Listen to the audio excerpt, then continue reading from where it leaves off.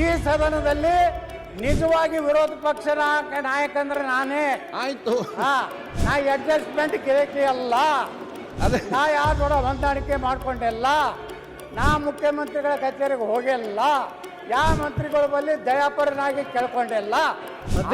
BJP ವಿರೋಧ ಪಕ್ಷದ ನಾಯಕರು ಬೇಕಾದ್ರೆ ಡೆಪ್ಯೂಟಿ ಸ್ಪೀಕರ್ ಪಕ್ಕ ನೀವು ಒಂದು ಕುರ್ಚಿ ನನಗೆ ಅಲಾಟ್ಮೆಂಟ್ ಮಾಡ್ಬೇಕಂತ ವಿನಂತಿ ಮಾಡ್ಕೊಂಡು ಸನ್ಮಾನ್ಯ ಅಧ್ಯಕ್ಷರೇ, ಇವತ್ತು ತಾವು ಅವ್ರು ಅಲ್ಲಿ ಮಾತಾಡಿ ಕೂತ್ಕೊಳ್ಳಿ.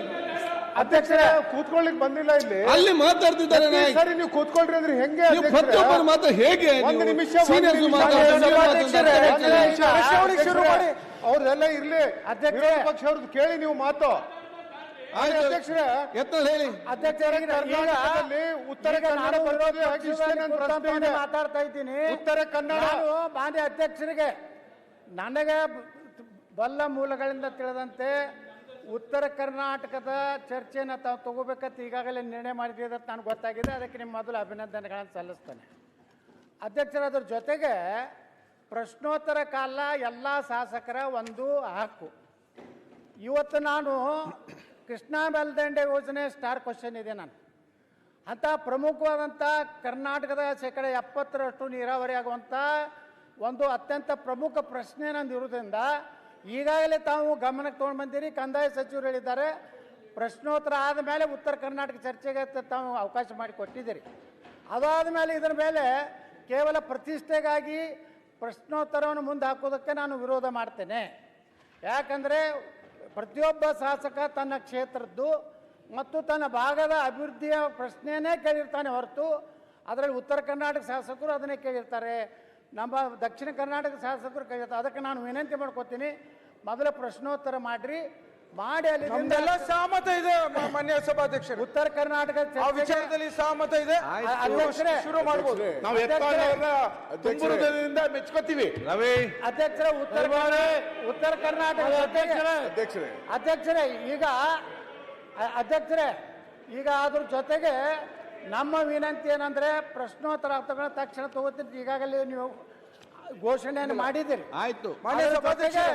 ಇನ್ನೊಂದು, ನಮ್ಮ ಹಿರಿಯ ಶಾಸಕರಿಗೆ ಅತ್ಯಂತ ಅಪಮಾನಕಾರಿಯಾಗಿ ನಮ್ಮ ಹಿಂದೆ ಕುಂಡ್ರಿಸುವಂತ ವ್ಯವಸ್ಥೆ ಮಾಡಿದ್ದೀರಿ. ಹೋದ ಸದನದಲ್ಲಿಯೂ ಸಹ ತಮ್ಗೆ ವಿನಂತಿ ಮಾಡ್ಕೊತೀವಿ, ನಾವು 6 ಸಲ 5 ಸಲ ಆಯ್ಕೆ ಆದಂಥವ್ರಿಗೆ ಮುಂದೆ ಕೊಡುವಂತ ವ್ಯವಸ್ಥೆಯನ್ನು ನಾವು ಮಾಡಬೇಕಾಗಿತ್ತು. ಗಮನಕ್ಕೆ ತಗೊಂಡು ಬಂದಿದ್ದೀವಿ. ಈ ಸಲನೂ ಸಹ ನಮ್ಮನ್ನ ಕೊನೆಗೆ ನನಗೆ ಎಷ್ಟೇ ನಂಬರ್ ಯತ್ನಾಳ್ ಸಾಹೇಬ್ರನ್ನ ಮಾತಾಡ್ತಿದ್ದಾರೆ. ರಂಗನಾಥ್, ಬಿಜೆಪಿ ಏನ್ ಸಿಗ್ತಾ ನಿಮ್ಗೆ? ಯತ್ನಾಳ್ ಸಾಹೇಬ್ರನ್ನ ಅನಾಥರು ಮಾಡ್ಬಿಡವ್ರೆ, ಅದಕ್ಕೋಸ್ಕರ ನಾವೆಲ್ಲ ನಿಮ್ ಜೊತೆ ಇದ್ದೀವಿ. ಪ್ರಶ್ನೆ ಶುರು ಆಗ್ಲಿ.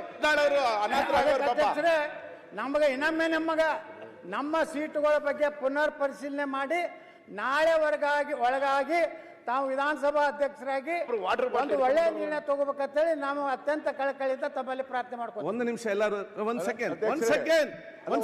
ಸೆಕೆಂಡ್ ಬೈ ರಾಯರೆಡ್ಡಿ, ಒಂದ್ ಸೆಕೆಂಡ್ ಅದನ್ನು ಕ್ಲಿಯರ್ ಮಾಡ್ತೇನೆ ನಾನು. ಯತ್ನಾಳ್ ಅವರೇ ಆಯ್ತು, ಇದಲ್ಲ ಬೇರೆ ಪ್ರಶ್ನೆ. ಯತ್ನಾಳ್ ಅವರೇ ನೋಡಿ, ಮೊನ್ನೆ ನಾವು ಸೀನಿಯರ್ ಇದ್ದೇವೆ, ನನಗೆ ಲಾಸ್ಟಲ್ಲಿ ತಾವು ಸೀಟು ಕೊಟ್ಟಿದ್ರೆ ತಾವು ಮೊನ್ನೆ ಕೂಡ ಎಲ್ಲಿ ಹೊತ್ತು ಕೂಡ ಹೇಳ್ತಾ ಇದ್ರಿ. ನಾನು ಭಾಳ ಸ್ಪಷ್ಟ ಬರ್ತೇನೆ, ರಾಜ್ಯದಲ್ಲಿ ಸೀನಿಯರ್ ಜೂನಿಯರ್ ಅಂತ ಇಲ್ಲ. ಅಧಿಕಾರ ಇದ್ದವನೇ ಸೀನಿಯರ್, ಅಧಿಕಾರ ಇಲ್ಲದವನು ಜೂನಿಯರ್. ನಾವು ಹೇಳ್ದು ಕೇಳಿ. ಒಂದು ಸೆಕೆಂಡ್ ನಾನು ಹೇಳ್ದು ಕೇಳಿ ಇಲ್ಲಿ. ಆಯ್ತು, ಒಂದು ಹೇಳ್ದು ಕೇಳಿ. ನಾವು ಇಲ್ಲಿ ಸೀಟು ಕೊಡುವಾಗ ಸೀನಿಯಾರಿಟಿ ನೋಡಿ ಕೊಡುವುದಲ್ಲ.